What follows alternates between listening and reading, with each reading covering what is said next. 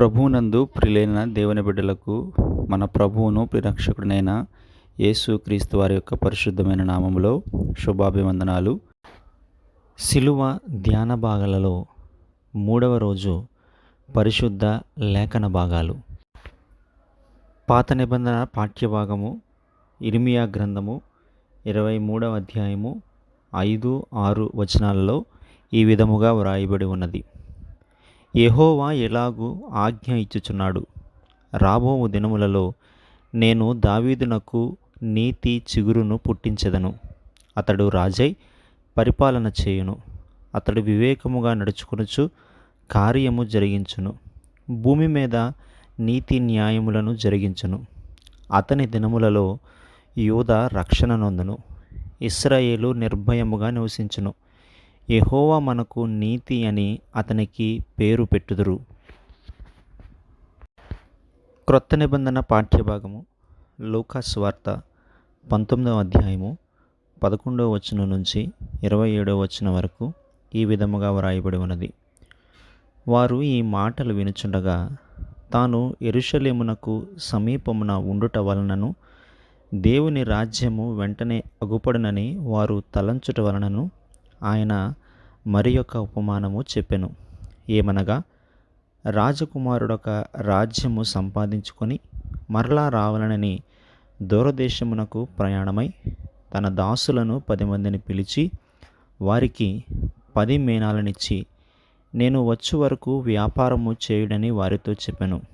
అయితే అతని పట్టణస్థులు అతని ద్వేషించి, ఇతడు మమ్ము నేలుట మాకిష్టము లేదని అతని వెనక రాయబారము పంపిరి.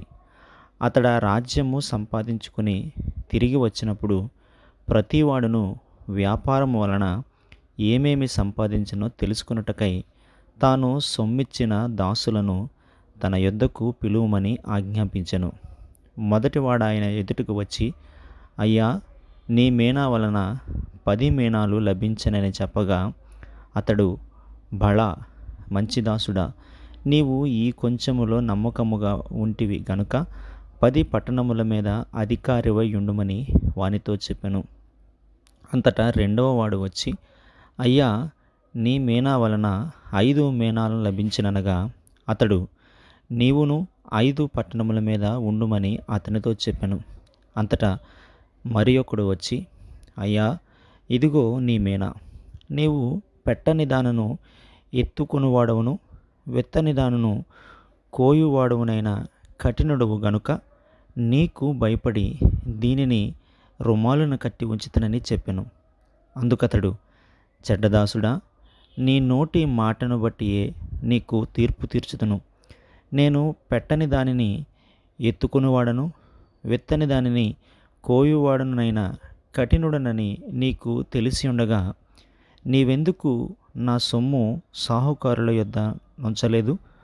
అట్లు చేసి ఉన్నెడల నేను వచ్చి వడ్డీతో దానిని తీసుకొందునే అని వానితో చెప్పి వీని యొద్ద నుండి ఆ మేనా తీసివేసి 10 మేనాలు గల వానికి యుడని దగ్గర నిలిచిన వారితో చెప్పెను. వారు, అయ్యా, వానికి 10 మేనాలు కలవే అనిరి.